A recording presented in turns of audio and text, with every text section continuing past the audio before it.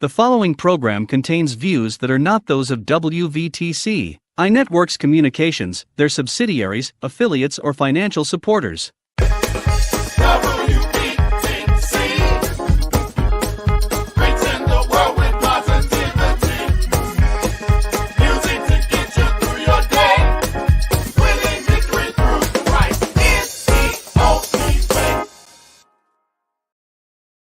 Go to your Apple or Google Play Store and download the WVTC Gospel Radio app today. You can also say, Alexa, play WVTC Radio Skills. Would you like to play WVTC Radio Network? Absolutely. Download it today. It's usually down payment, credit. Those are the main two things.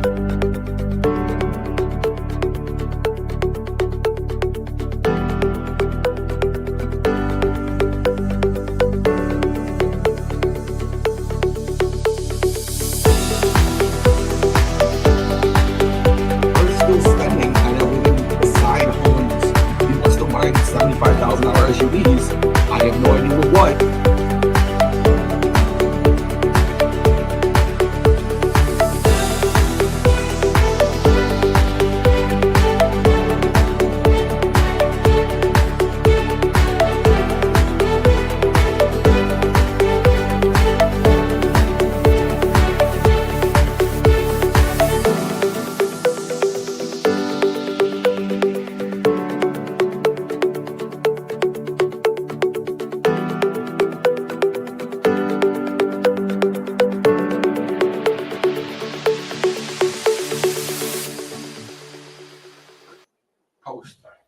There you go.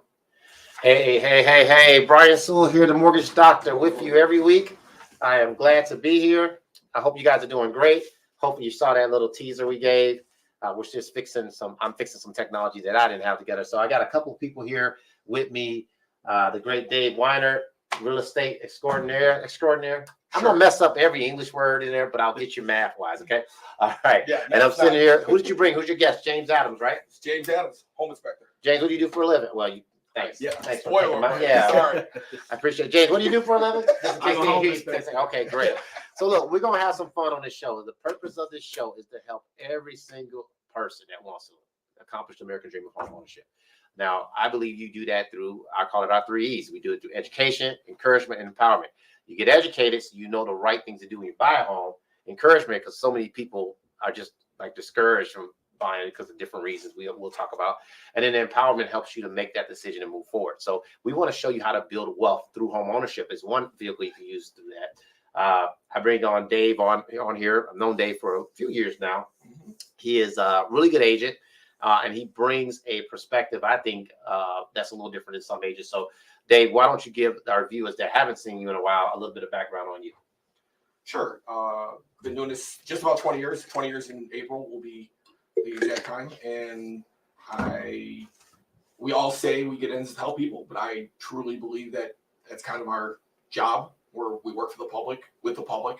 And so people look to us as professionals. So all of us, right? Everybody. They hire us. They're technically our boss, but we're the professionals. We're the experts in our field. They don't really know what they're doing. So it's up to us to give them the best expertise and the best advice so they can make the right decisions for their life. Yep. I think you did. Did you rehearse that? You kind of rhymed rolling with that too. I might have said it before in my life. Okay. Yeah. Okay. All right. I believe it. So Dave's a good guy, guys.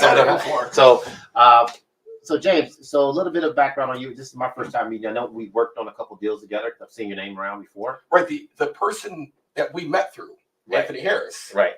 He used him. Right. But I've seen his name around before, though. Sure. So, I'm 22, 23 years in the business. He's definitely not a rookie. At least I don't think he is. How long have you been doing it? 2 years? Started a week ago. Yeah, right. That's what I tell everybody. Inspections. No, so I've been at this for quite a while before the pandemic started. Okay. So pre-pandemic. Need some help? Want to use the fingers? No, go ahead. I'm sorry. We don't know each other. Dave didn't tell you what you're getting into, right? Don't worry. Yeah. So before that, I actually didn't have any background in real estate or anything like that. So it took me a while to get my feet on the ground and rolling. Right. Okay. That's cool. So I've worked with him, I've seen him in person. You know how I'm there for the inspection. Yeah. I trail the inspector. He can tell you. I trail the inspector. I ask 100 questions, even if I kind of know the answers. I don't know what they know, so I want to make sure. So he knows what he's doing. So I would tell you. and we're going to take the show a couple different ways, but just from a homeownership perspective, right? It's so important that you get a home inspector. So many times I get calls and clients say, well, I'm getting an appraiser. It's an FHA appraiser. They'll catch that. And I always tell them, get a home inspection. You want to elaborate on that? Yeah, so you heard always, that before. yeah, I hear it a lot. Like we weren't gonna do a home inspection, but I have went to a brand new construction, like finished maybe a week ago, and found over 150 defects. Wow. Brand new construction is possibly the worst in a lot of those ways. Wow. Because they know it. They know they're giving you a 1-year warranty. Yep. So they're just going to be like, you know what? I'm going to leave all this for a punch list. Whatever they catch is what I'll fix. And whatever they don't catch, not my problem. Yeah, that's a whole different segment because I work with a lot of builders. There are some builders that, they could look right. Not all of them. Yeah, there's some builders that right. They're right by the book. So you're right. They know what they're doing. They don't, they're like, I don't have time to finish all this. So give us a little bit of a little insight, elaborate a little bit more on that. What would you say is the stuff that's missing from a new construction more often that obviously, an older construction might have already been addressed or whatever? It's more so of quality. Newer buildings, they cut corners because they know the corners to cut. Older buildings is pretty much they went in by the book and did everything that was supposed to be done. Okay. So you're saying they don't make them like they used to, kind of like cars, right? They do not make them like they used to. Yeah, that's important. So, I would say it's really important you get an inspection. I mean, the thing is, an FHA appraiser is going to be looking for blatant stuff, and they look for safety. So they've been taught and trained that, hey, that's the same thing, taught and trained. Okay, math person, like I said, railings. Okay, we're here. We got railings, right? Peeling paint, cracked windows. If a roof is falling apart. Whereas an inspection, you're going to be thoroughly checking this stuff. Yeah, so they may see a missing shingle or something like that, or a sagging ridge line. But once you go in, there's other things that causes. Okay. So to be clear, FHA inspectors are typically appraisers. They are first. And so they come in, that's their main job. And when they do the bonus of looking for the FHA inspection, to be fair to them, they're not trained like somebody like James. No. They don't have the same rigorous licensing and stuff. They have different licensing, but it's not the primary focus of what they're licensed for, right? So they're looking for those main things that you're saying, main components. Is the heat and water working the way it's supposed to? Are there cracked windows? Is there, chipping paint, tripping hazards? More so, they're looking to see if the heat and air conditioning works. Right, main components. We more so look for if it's working well. Right. If it's working. Hey, Franklin, can you hit the comment section? I think there's a couple comments that popped in there. I didn't even see it. Make sure we address any questions and stuff like that. Let's see. Hello, Jay. Your screen pretty good. That's why I follow you. What the heck is that? Who the heck is that? Is that for you? You made a friend, man. Yeah. That's not. Wow. Okay. Yeah, we don't want to read that. I mean, it's nothing bad in it. It's just weird. So yeah, it's a little off a little bit here. Yeah. I think she's looking at you, Dave. But anyway, I don't even know if it's a she. You're just presuming, man. You're right. We are in a different world now. Let's move on. World. Yeah, move back to the conversation. All right. So look, somebody else, please time yes, hello, Ashley. Yeah, thank you. I appreciate that. Different segment. We know it's working. So that's what happens, Sharifa. What is the average cost? Here we go. There's a question. Thank you. There it is. What is the average cost of an inspection? They range. So typically it goes by square footage, maybe additional bedrooms or additional buildings. So start at around 300 and up. That's for a standard single family home. Yes. Right? So condos might be a little condos less, are a little bigger, less, around in the two-ish, right. 200. Okay. Yeah. So because you got more space to inspect. Yes. Right. And That's why it goes by more square things footage. to inspect. Right. Okay. Right. If you got 2 furnaces or 2 air Exactly. conditionings, that might add a little onto it, that kind of thing, because more time. Yeah. What's up, Damon? How you doing? Typically, right. Yes. So when we talk about, I know it's funny. Hey, Damon. Yeah. When we talk about some of the things that you see that's like crazy, and I'm gonna put you on the spot because you know you're getting this question. Give me the most outrageous thing you've seen in a home inspection. Oh, hands down. I was first getting started. We see it, Latrice. We'll get back to you in a second. I was first getting started in the business. I was actually out with one of my trainers, and there was a crawl space. And we go into the crawl space, and it's a pool of raw sewage just Taste under the house, blatant. So a pipe somewhere broke. Yes, hands down. The smell had to be ridiculous. Terrible. Yeah. There's rats and roaches. Did you see the Teenage Mutant Ninja Turtles down there? No. Okay, all right. No. Maybe where I was going with that. Huh? I like doing that for Dave. This is more for him. Yeah, it's true. It's my torture. It's a walk for the right this time. Yeah, right. So Latrice had a question. Yeah. I believe this is toward towards. Would you advise the buyer to buy or not buy a home? Which you would, I imagine, right? If you really think. No, that's actually illegal for me to say. See how I set them up for that. So what I would do, what I typically tell my clients is take a look at the inspection report, go over it with your attorney and your realtor to see what are the next steps. Maybe you want to budget something out, and if it's not in your budget, then you go from there. Right, because those are, you can either, when you're at that stage, right, you've agreed on a contract, you got your 5 business days, which could be extended for, appraisal or inspection and your attorney to review it. So during that time, pretty much you can cancel for any reason you want. Mm-hmm. You get your inspection and there's a lot of crazy stuff on there, you can just kill the deal right away, or you can go over what that inspection is, right, and talk with your attorney and your realtor and say, these are what my goals were. This is what my budget was. This is what I think I can do on my own, be it physically myself or in my budget to get somebody else to do it. If that, as James says, if that exceeds what you can properly do, you might need to reassess either that home, go back to the sellers and say, look, we're going to need credits for this.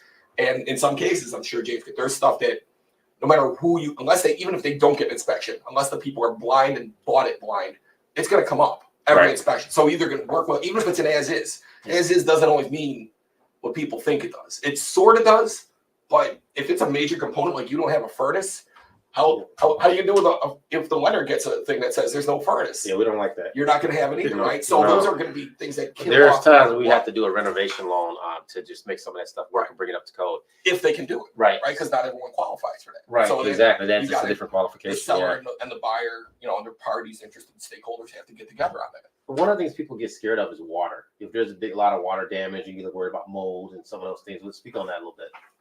So pretty much all homes will have some type of seepage. The main thing would be controlling the amount of seepage in there. So water in the house is not always going to be a deal breaker, right? So there are things that are feasible to fix. What's the source? Is it fixable? Exactly. But before determining that, I would have a waterproofing contractor come out, or I like to try to identify where these issues are arising, so where this water is coming from. Okay. All right.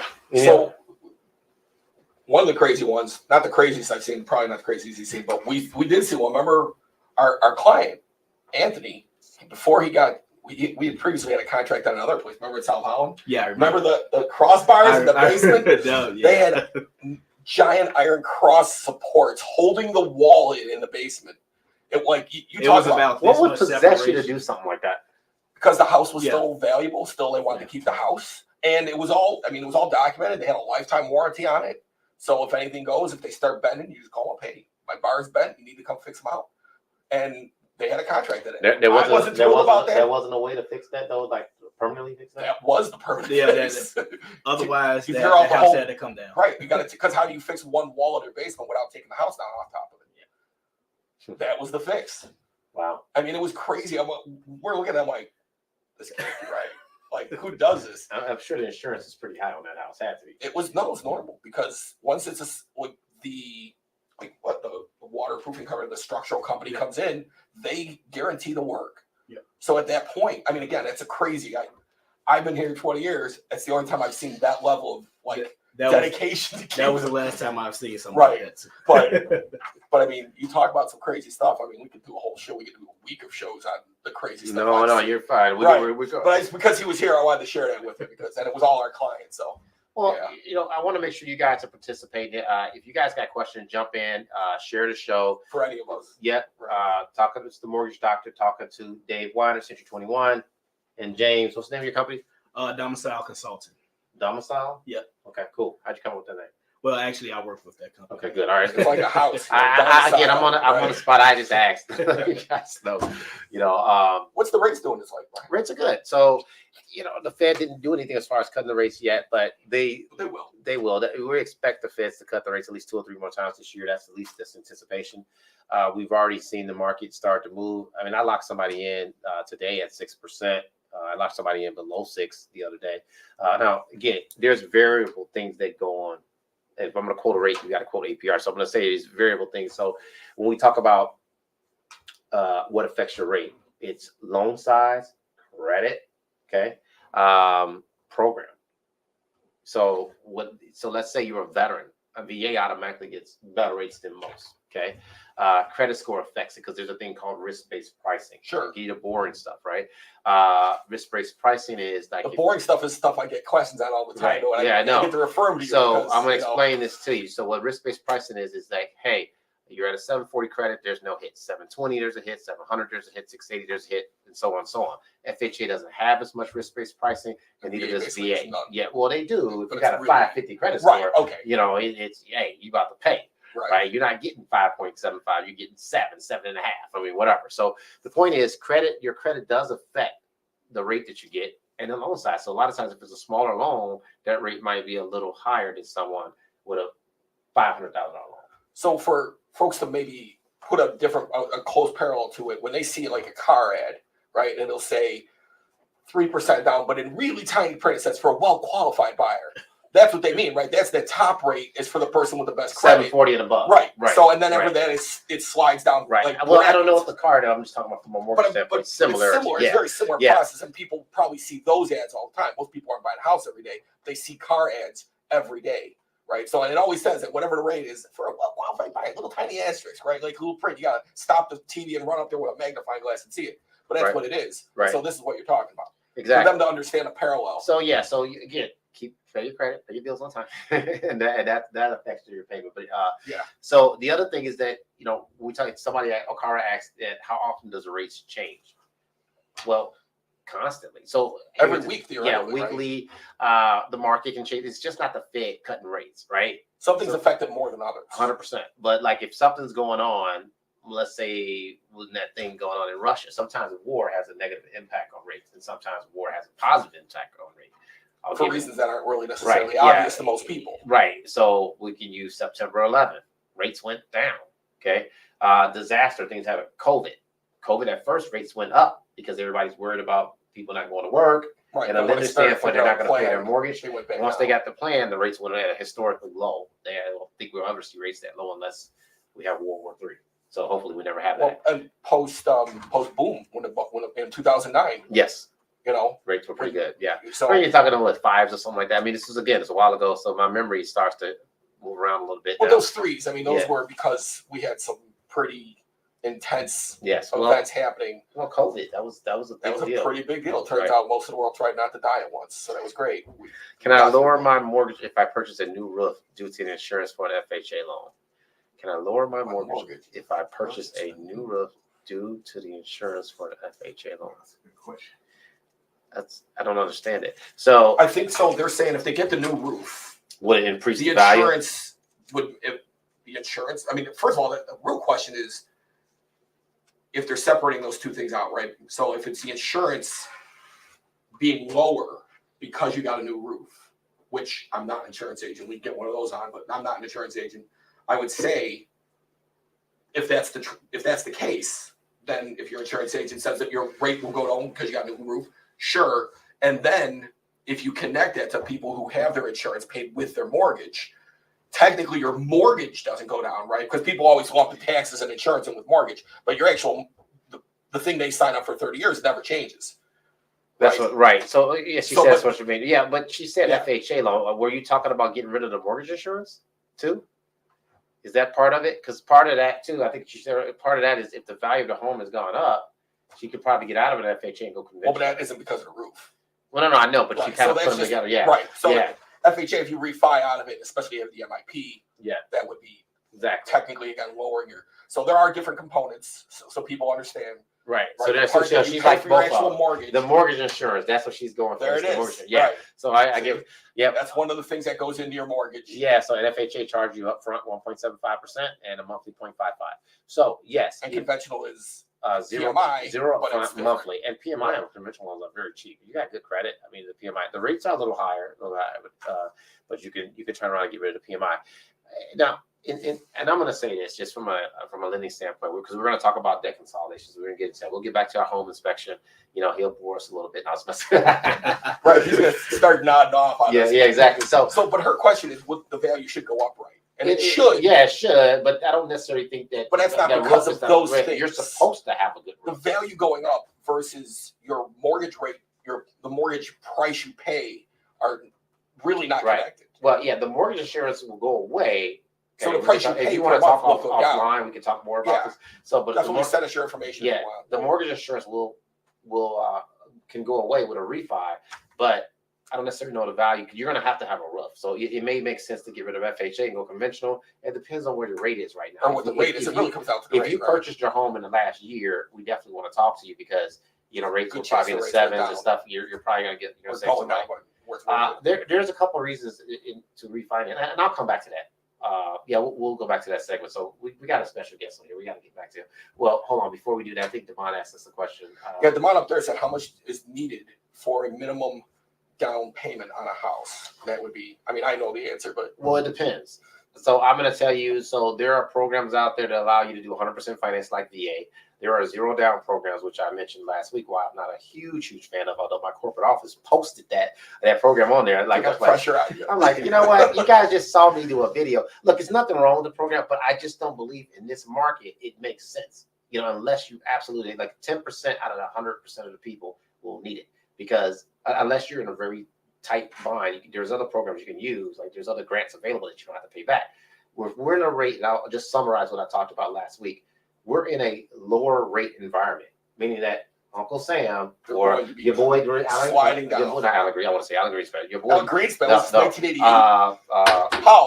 Jerome Powell has basically announced that he's going to cut rates. Okay, so when those rates come down, couple times at least, right? You come down 2 or 3 times, and we're in an election year. Generally, you'll see rates come down. So if I put you in a 7.5% or 7.25% rate. Right? No, right now, if you rate zero down. Yeah. Zero down. Yeah. So if you do, we're getting to that because I want to so you're getting about a point or half a point lower than that, and you don't have to pay it back. In order to refinance and take advantage of the lower rates as they come down, you would have to pay that grant back. You're not going to be happy with us if we do that. So that's why you got to look at all the terms and all the facts, and we can get it's different products are different, right? For different people. I'm just saying in this environment. Now, if we're in a higher rate environment, have at it. And again, it may not make sense all the time because you still might be paying a higher rate. 3% down conventional, 3.5% FHA. We've got some 1% down program. We got that 0% down program. We got VA loans as well. We could talk more about that. But yeah, there are programs that help you to get into a home. Put it like this though, the less you put down, the more your payment. Too. Right. So 3.5%. 3%. So your buying power is affected by that. Yes. And then your cash flow. So what's more important to you? Is the down payment or cash flow? Right. Okay. All right. And that varies by person, right? And I always tell people, I tell my clients, at the end of the day, there are people, we've talked about this before, there are people who want to eat steak 3 times a week and they want to buy a new car every 2 years. And there's people who are peanut butter and jelly and they'll ride that one car till it dies. Neither of those people are bad people. They're just different ways to live your life. But if you need that cash flow, I'm a peanut butter and jelly guy. But if you need that cash flow because you want to go on vacation 3 times a year, 5 times a year, that's up to you. There's no wrong way to live your life. Are you taking vacations 5 times a year? I haven't taken one vacation in 5 years. I'm working. I'm not you folks. Like I just go on vacation. Oh, here we go. So look, I'm going to California next week. I won't be on. What's for coaching? So like we can get a hard time. Yeah, it is. So we can coach right now, y'all. So look, thank you, Carl. I appreciate that. We try. Yeah. Make sure you call us. I'm gonna give you our number in a little bit. So what is the average cost of a down payment of a home? It depends. So if you're Completely buying on the house. right, depending on the price of the home, right? $200,000 house is much different than a $500,000 house. Right. So 3% on 500,000 is 15 grand. 3% on 200,000 is 6,000. That does not include closing costs, right? And some of those products don't go with like the grants you're talking about. You can't get a grant on a $700,000 house necessarily, right? No. Those are for people more in need. Well, people don't necessarily understand it. They think a grant is for everybody, and I don't need this much cash. You know, like if I get this $6,000 cash grant or this grant, I can get into this bigger house because I don't have that. No, you can't. You still have to have, X amount down. Yeah, I mean that it's important that you look at that, and then you look at the overall cost. That's why it's important we do a mortgage plan. Right. We do a mortgage plan for you. It makes sense for you. Make sure the numbers make sense. If they call me, what do I tell them? Call me. Have you talked to Brian? Yeah, you know what I find is the funniest things though. I love when you call me, but clients, I'm going to tell you to talk to Brian first. So they always call me about real estate questions to buy out, and they call you about the finance questions. Right. Like I promise you, I won't hurt you. I love talking to y'all. Call me. Ain't that a song? Call me. It's a few songs. Yeah. Okay. Yeah. I'm gonna start singing for you. Yeah. Okay. Back to James. James, how you doing? I'm good. You got any questions? You got any questions about that? We're crazy. No. Yeah. Great. Come on. No. I love learning, so I like listening to you. Yeah. No, I appreciate that. Well, you're giving a lot of good information too. Yes, sir. What would you tell someone? And if they said, "Hey, I want to save the $400 or $500 you're going to charge me to buy this house." I know what I'll tell them. I don't want to. I want to let Mr. James talk to him. What I would tell them is I have never walked into any type of structure that I feel didn't need a home inspection. You always need a home inspection before you buy a house, and I actually recommend getting a home inspection a year after you buy that. So you know what to fix, prevent Yep. preventive maintenance. Yeah. And more times it's just me informing the buyer of routine maintenance. Cool. I do that as well, and I show them how to work all of their mechanicals and things like that. So you always need a home inspection. Never go into a purchase without a home inspection. Cool. Let me back that up because I am not a home inspector. I have no. You don't play one on TV?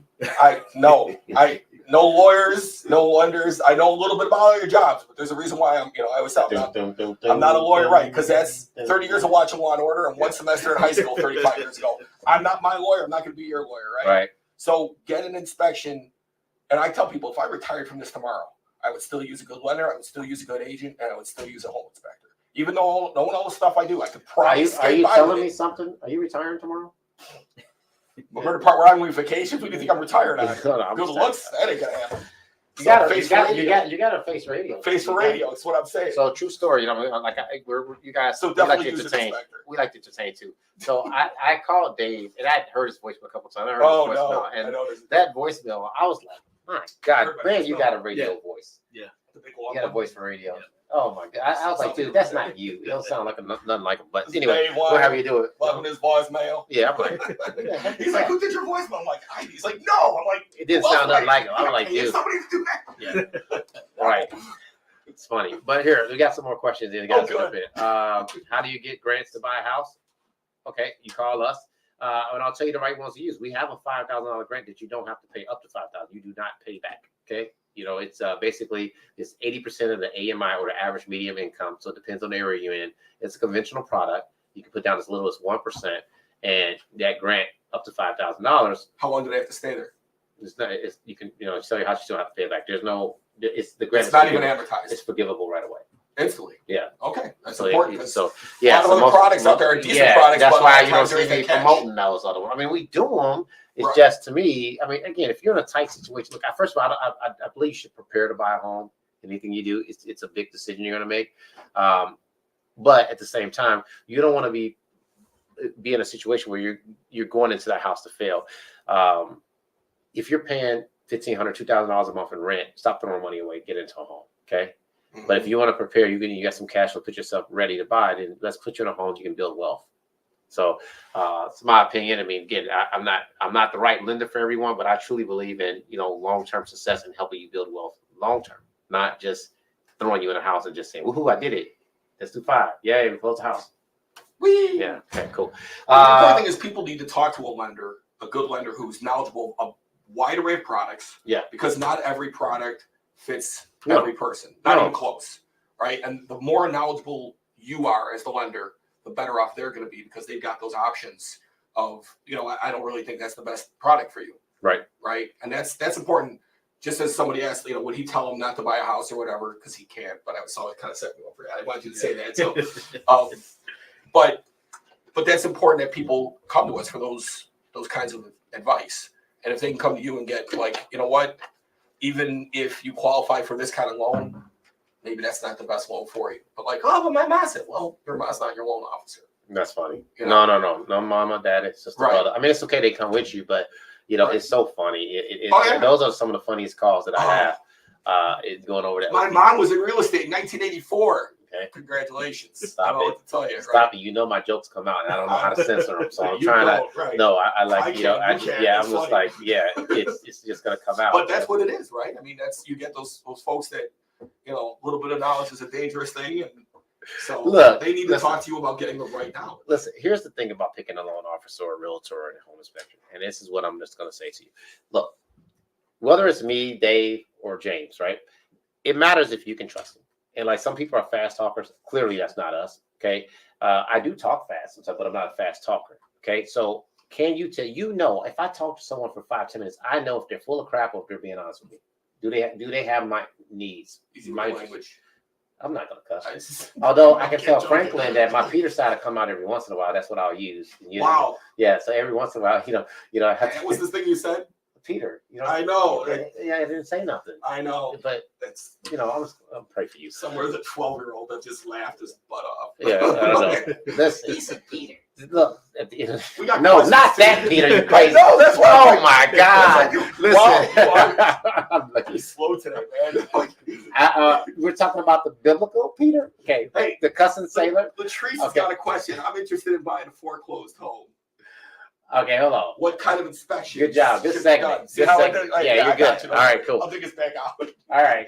Yeah. So foreclosed home, always want a full inspection of those.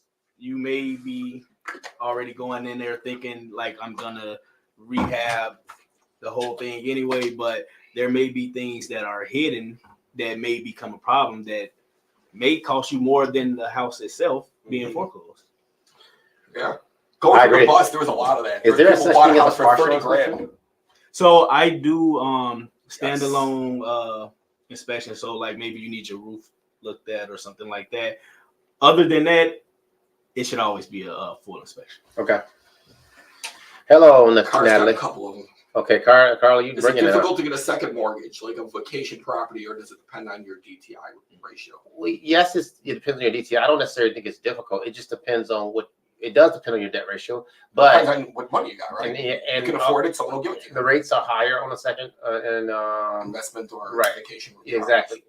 So the thing is, what happened in 2008, lenders always over prepare for themselves, and I'm not going to give you a long lecture on the lending side, but when all of the houses first started going bad, you had a lot of people with second homes and condos in Florida. They just let their houses go downtown property, they just let them go. So with that stuff happening, they prepared for themselves to make sure they were, properly prepared. To keep using the same word when the market changes. So, Right, all right. Can you go back to cars real quick? The one you had up there, please. Exactly. My last lender spoke so fast, I didn't trust it. By the time he was done, he said I'd walk away with $10K if I sold my home. You mean the realtor and the lender were together then? Because if he's telling you sell your home for 10K, Right. First of all, any lender, nothing against you, but right, like how would you know the prices? no, and I stuff? say talk to your That's not attorney your and your job. and your Right. and your So realtor. first of all, if your lender's telling you that, that's a red flag. That's a red flag the size of this room. Right. Run away from that. And even if your realtor is saying that, definitely ask for what we call comps, CMA, comparative market analysis. Get the proof in front of you to see what they're basing that on, because they're talking about somebody you just got a loan from. How did they get you're not going to sell your house tomorrow for 10 grand unless you did some really good leverage buy or something. So Right. definitely talk to somebody about that. Would it make more Good sense call, to by the save? Yeah, great question. Would it make more sense to save more money for just in case purposes and also the best numerical down payment? So the down payment will be a percentage more than right, yeah, but no. Go back to that question, please. That's a great question. So while a lender doesn't require you to have reserves unless you're buying a 3 or 4 unit, okay, Right, there's it's an situations. investment. Well, it's still you can do it as a primary, but there's reserves requirements on those. I would say yes, you should have reserves. again, it's not a requirement, but if you can properly plan for it, because life will hit you. You know, if I have my Rocky impersonation going, I'm not going to do it. You know, but life hits you. It's going to beat you up. Life is what happens while you're busy making plans. Right. So you got to have a little bit of plan for that. I like some of Dave Ramsey's stuff, what he talks about. And we talked a little bit about this last week, is that, you know, I truly believe, like what I do, I give 10% away, save 10%, invest 20%. That's my philosophy. Live off 70. Whatever I do is try to live off 70. Now, again, we can talk about that and we can do a whole segment on that. The 10%. That's easier for some people than others. Right. No, it is. That whole 100%, right? But no. I get that, but I truly believe, and we can have a nice discussion about this. I believe if you do the first thing, that the rest will take care of itself. I mean, I started this business with a dime in my name. So I will tell you that, like, no parental support, but I truly believe you do those things, because the charity, whether you have the money or not, you can give 10% of your time to do something charitable, and nobody has to worry about it. Yeah. Right. So you could do something and that has a way of coming back to you. Right. So for the purpose of not diving into that too deep. So when he's saying that having a reserve, the savings part, though, to me, is that properly prepares you for life. And life's going to hit you, and you can plan. Now, again, things are going to hit. Like in our industry last year, realtors and lenders, and I know other people faced it too. Most people had some of their worst years ever. And part of that, you have to be prepared for that. That's why you see they're saying like 56% of loan officers are getting out because of the hit. So being properly prepared for that battle, you know, and putting things ready. And so some of that is just planning, long-term success. I tell clients this all the time, and I learned this in coaching. You know, I don't care if you're making somebody that's making $25 an hour, $50,000 a year, or somebody that's making $200,000 a year. That person making 50 can actually live more financially successful than someone making 200 because of the decisions that they make. You know, whether they decide to buy an investment property with you, you buy a 3-unit, or they put up more money, they say they give that 10% into their investing, that 401k, whatever they're doing, and that's building and compounding interest. And then you have a situation, like I deal with a lot of this with new construction. They can borrow, sometimes they borrow money from their 401k for their down payment because they keep putting up. But that's the key. It's long-term wealth compared to all of a sudden you trying to do this all at once. This is long-term investment. Well, so I didn't mean to go on my little spill there, but yeah. So we've talked about that before, right? There's a lifestyle choice of people who are property owners. Typically they call them homeowners, but property owners, right? And the numbers might even change. This is kind of an old stat, but like their net worth is like $1 million more in their life than a person who just perpetually rents. Now, it's not because the renter necessarily is living a worse life or spending the money even not as smart as the person, but that's the thing. When you become a property owner, more often than not, more people become more diligent and more responsible about their money. They make better life decisions, not just about their home, right? Not just about their property, but they also start saving for a rainy day fund so that when the furnace goes out, we don't have no furnace for 3 weeks. We just talked about that, you know, until 2 checks come because we can finally afford it, right? So I mean, I agree 100% with you, Dave. So the thing is, and thank you, Latrice, for those comments. So when you look at things from a planning perspective, like, and we'll do that next. Well, we got the next. So we'll do a mortgage Tuesday. We'll do a mortgage plan that will show what that looks like. But that's part of it. Just seeing how people eyes brighten up, or they widen up when they see what this looks like. You know, and if we had Devon here, I would have him put up that thing again because it shows you how much the house is worth, right? The mortgage, not the mortgage, but what is it? The MBS Highway, where we show how much your house is worth in 9 years, you know, and you guys have seen me do that number plenty of times. For those that are new on the show, look back a couple shows. It's on there. It's always it just basically show you how they go. And I talk about that a lot because it's not talked about enough in our industry. It's not. Most people, they just say that how it typically goes is that, hey, by the way, you know, you qualify for this. Here's your piece of paper. Go find a home instead of actually taking the time to do a mortgage plan. I think it's important to do that. Right, no, it's not gonna. It's a sheet. Frankly, it's something that we go. Yeah, don't worry about it. You good. But no, that's. You can look at some of the old links though. Because it's in there. We've talked about it before, and other people have talked about it. So, yeah, home warranty. Sometimes it's not covered under that though. Yeah. So, right, you got to make sure what they got for insurance. There's a lot of insurance. For homeowners insurance, a lot of warranties that don't cover it. A lot of do. So you got to make sure they all got their own gimmicks. Some cover a roof, some never touch the roof. So. I mean, you got to play. I mean, look, nobody's perfect about it. It just helps you. And I think that's in any decision you make today. So, you know, it's when you look at going to work every day, if you're going to work, and I mean, there is a time in your career or in anything you do that, look, we got to slave and we got to make it happen. We got to make money. Money is part of it.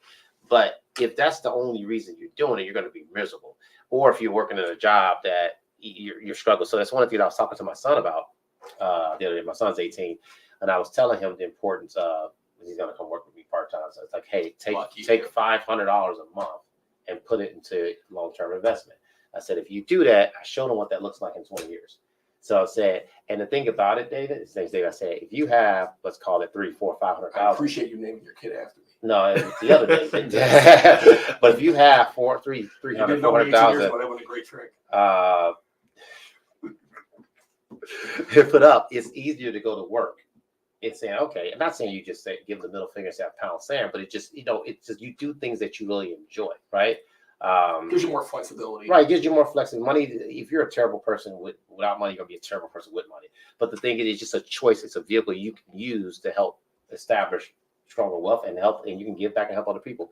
Yeah, we're licensed. I'm licensed. Our company's licensed in 49 states, but I'm licensed in Illinois, Indiana, Arizona, Florida. All the retirement. No, wait a minute. It's one more. Georgia. And I can add more licenses. We've been talking about that. Which one are you not retired? Which one is what's out of 49? Which one's the one your company's not? I don't remember. Hawaii or Alaska or something? No, we're licensed in Hawaii. I have no idea. Probably Alaska because 75 people in Alaska. Yeah, I don't know. I don't want to visit there one day though. It's cold. I know. Just so you know. See some of the sled races or whatever. Sure. It'd be cool. Yeah, I'll watch it from inside. Right. I'll watch it on TV. Thanks. No, I hope this helped out a little bit. Yeah. So depending on where you're looking at, but Latrice, we're always going to expand and grow. Anything I want to add? Remember, we started a little late, so we got to. Oh no, I got a 5:30 though, so we're good. Sounds like a you problem. Yeah, that's true. You guys can stay on a little longer. We'll just keep talking. Don't worry about this. You guys got me started. So we talked about the wealth part. I mean, that's important. I mean, you guys take a minute to think about that, right? From a savings perspective, what that looks like. Anything coming up in beside the rates possibly going down in the market? I mean, eventually they're going to go down. Well, I mean, here's the thing. Over the summer, we probably should be high fives again, probably, right? We can't predict, but I think right, if they want to, theoretically. Literally, I could have gave somebody 5.875 today. They just chose not to pay the extra fee. But here's the deal. So, and it depends. If you're looking to buy right now, and some people are saying, I'm going to wait till the rates come down. Oh, we didn't get the is a good time to buy a house, or should we wait? No, buy. Great, because I was about to go there. Because if you wait, from a realtor standpoint, from a lender standpoint, what's going to happen is these rates come down. And we haven't done this in a while, so I'm leading the witness. I'm just going to look the other way and ask them.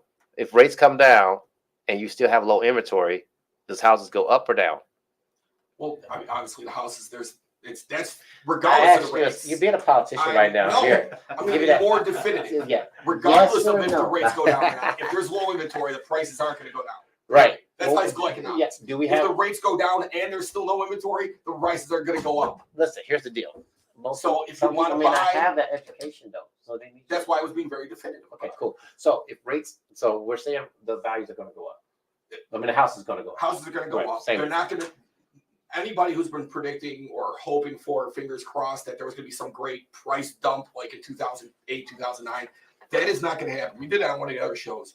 Since like 2000 or since the Second World War. Yeah, you had a form for that too. There's like 70 years of growth, 8 years of loss, and 4 of those were from 2008 to 2012 or whatever, and then like 3 years that were kind of like zero, evened out, which means 70% of the time. That's a good question. We'll get to that. 70% of the time, or not 70%, like what is it, like 90% of the time, the home prices are going to go up. And when you consider only 4 of those years were right after the great crash, that you can talk to the lenders and the banks really reconfigured how they do business. So that's not going to happen again. No. So unless plan the again, homes going up. If they stay the same, yeah, be happy. But they'll probably go up. So every day you're not buying is another costing day. Money. The prices are going to go up. And so even if the rates go down, again, that'll put more pressure on the little bit. Now, that's what we were going to talk about. There is new home construction is going to help out a little bit. We're like 10 years behind on new home construction. Yep. We are way behind. That's a conversation for another day. I don't want to get into how whiny they are, but they're kind of whiny. But but new construction is finally going to start helping us out a little bit. So that'll add some inventory that we much need. 'Cause people like the new shiny things. Mhm. You know, no one's butts ever touched this toilet seat before. They love that. No one ever pulled this knob before. Is that what you think about us doing a new construction deal? Yeah. Yeah, That's what it is. not what I think. That's what clients think. They're like, oh my God, everything's new. Like, yeah, but everybody who helped build this house touched everything. So just so you know. We built a house in 2000 about 8 years ago. That's why I'm giving it a hard time. It was, So yeah. so But we had to construction will fix help out stuff. with it a little We had bit. to fix a couple things. Yeah, So again, it depends on your builder. But we gotta probably redo our shower. what was that last question? How do you know if you have a good inspector versus a bad one? Oh, that's a question for you. Yeah, I was gonna say, to be honest, he would know because he's only a good inspector, right? But So- I would say start asking questions. That Right. would be the first thing.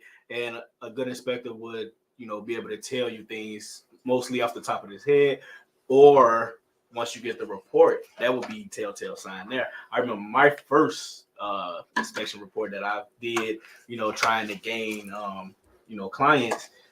I go back to it and I look at it now and I was like, wow, that was terrible. So look at the source of how you're getting that inspector, right? If it's somebody you know and value and trust their opinion, that's a good start for almost anything, right? 100%. So, but if you're just, opening up Google pages at this point, I was going to say Yellow pages because I'm old, but if you're just looking that up and you're picking AAA inspections because they got clever and made three A's, Right. and so they're at the top of the thing, you don't know anything about. That doesn't mean they're bad, but if you don't know, ask them if you can see some of their how they do their reports, right? If they don't have 2 pictures in there, they don't have a drone, they don't go up on roofs, they can't get inside of a crawl space, that's a pretty good hint. They're not, even if they're not bad per se at like what they can see, they're going to give you an incomplete picture, right? So you need to know that kind of thing. You need to know somebody, how long have they been doing it can help. But I know people that have been in doing it for 30 years that don't know the stuff that I've seen James do, right? So James hasn't been doing it. So completely getting educated. That's sometimes, important. right? It's seniority or experience aren't necessarily the same thing, right? So you got to really be willing to ask those questions. That's the real thing. Ask questions when you get your inspection. To the inspection, go to your inspection if you can at all. Definitely make sure your agent's there, but walk around with the inspector. If the inspector doesn't seem like they want to ask you questions or let you ask questions, kind of a red flag. Remember, you're paying for all of our expertise. 100%. One or another. We work for you. We are on your team. If we do not seem like we want to help you, that should be a red flag for you 100%. to worry about. Right? And if you get uncomfortable not answering questions, like it's one thing to say, hey, let me get back to you. It's another thing to say, whatever. Right. So, Or kind of blow you off, or like that's not really you need to worry about. If you got a question, you're worried about it, we need to worry about it. We got the average cost of an inspection earlier. He said start off like 400, right? You want to get this last one in? Get 3. Why do they keep saying low inventory? There are homes and maybe not many new ones, and that really needs to happen. I always prefer something newer, place reasonable enough to purchase. Why do they keep saying? Because there's not a lot of inventory. I mean, So, it's not. Yeah. Right. Affordable housing Yes. versus just inventory are connected, but not entirely, right? There's not a lot of $500,000 houses. There's not $200,000. There's just not a lot of inventory, period. Now, am I feeling this bad for the people trying to buy a $500,000 house that they can't live their dream versus 200? To be honest, most of my clients are in 200. People with $500,000 spend. I'll also be your Huckleberry. I'm just saying, You're such a politician. those are, but those are different things, right?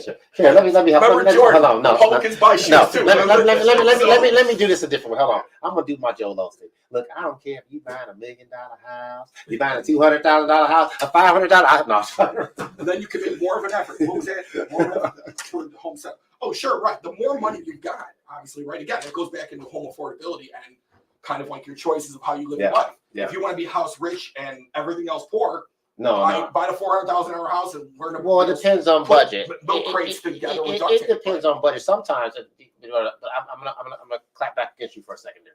It depends on your income bracket because we deal with clients. 100%, yeah, Clients buying $150,000 house, or clients buying $1 million house. Sometimes it makes more sense if you're in the right budget for that person to buy a $700,000-800,000 house. You got to tax wise because Uncle Sam is crooked. So the thing is building your net worth up and how those houses go up in value. Sometimes it makes sense for you to move up because if you make, and I'll just throw this number out there, because I was talking to a client yesterday, and this is a crazy car thing. They had 2 car notes that were like $1,900. It's crazy. Yeah, it was stupid. But anyway, so let's say you make, and I'm going to make this my business owner, you make $300,000-400,000 a year. Uncle Sam's taking half of that. Okay, so one way of cutting that income, there's 2 ways of doing it. You look at taxable benefits, so you can put up You have ways of putting up IRAs and investment accounts that lower your taxable income. And there's another thing you can do is you buy a larger house, you can write off the interest that lowers your taxable income while you're in that income bracket. Because otherwise you're just giving it to Uncle Sam.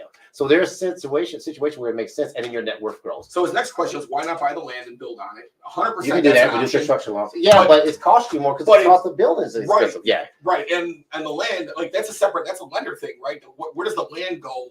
Right, like you can do a construction loan. Yeah, no, we can do them. Yeah, we got one going right now. But the thing is, if I buy land and then I want to put a house on it, that's different. The cost to build is expensive. Yeah, buys the land and builds the house for me. Right? Well, it depends how much the builder paid for the land. A lot of times it depends on the structure of how you work that deal, though. Right. Well, how much the lot costs?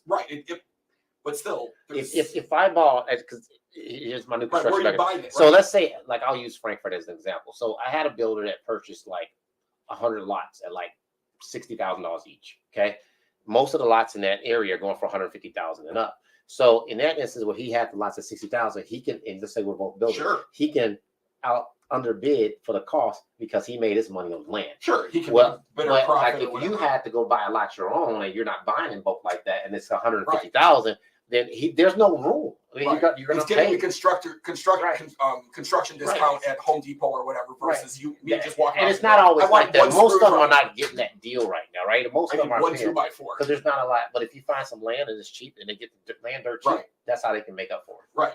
So it can be a good deal. It just depends. Right. We get all over the place on this one. Let's get this. That is funny. Once I moved in, I realized all my windows. Huh? He went up on the roof and did what you would think is the right thing, but then he apparently didn't see if any of the windows had broken handles. And probably it was cranks, right? It was cranks. Also, we aren't required to check every single window. It's right. You should. Right. It's easy too, but It's how hard is it to window? What if the windows are all the way up top? You can't get to them. You gotta get on a ladder. If you have a ladder, yeah. And you should have a ladder. Yeah. Try to find it. If you got an inspector without a ladder, that's a red flag. Okay. That's a red flag. But yeah, so. But yeah, but that's why. But that goes back to what I'm saying. That's why you follow your inspector around. Because if you see him walking by the window, like, hey, what's with this window? They'll go back if you kind of catch them out, right? Yeah. Right. They're like, oh yeah, I was gonna get to that. But follow them around, or definitely have your realtor go with. Sound like he was just doing the bare minimum, didn't check. Yeah, that's what it sounded like. And so he might have been a red flag of not a great. You had a not great inspector. Get James next time. So check this out. I want to thank James and Dave for coming on the show with us. This is fun. We got to do it again. God, it went by super fast. I appreciate all the comments. Everybody is chiming in. Great comments this week. Yeah, a lot of them. It was good. A lot of good questions. Cara, I ain't calling you black coffee. You just Franklin, Latrice. There's a couple other guests up there. But no, I appreciate you guys joining in. Make sure you share the show. We will not be back next week, but we'll be back the week after. Okay. You guys need us for anything, give us a call. You can call me on my office number, or you can text that as well at 630-352-0629, 630-352-0629, or apply online at mytrustprovider.com. How do you get to James? Go ahead, James. My number is 773-341-6357. Perfect. David?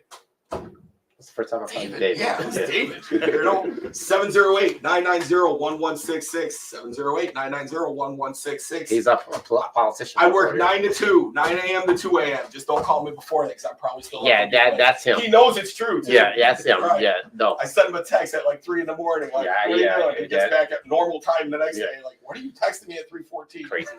So, look, get a hold of any of us. We all work. We'll work for you. It's a fun show. It's a great show. You guys being on, and we'll see. Hopefully, you got some benefits out of this, and be blessed. We're out.